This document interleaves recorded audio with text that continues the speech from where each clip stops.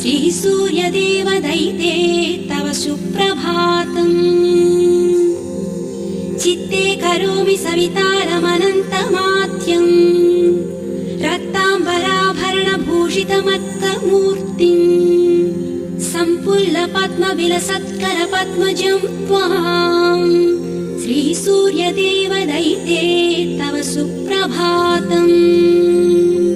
सप्ताश्ववल्लभविशिष्टतनुं सदाहम् प्रफुल्लाब्जहस्तं प्ररोचं तमर्कम् त्रयीवेदमाद्यन्तशून्यं दिनेशम् श्रीसूर्यदेवदैते तव सुप्रभातम्।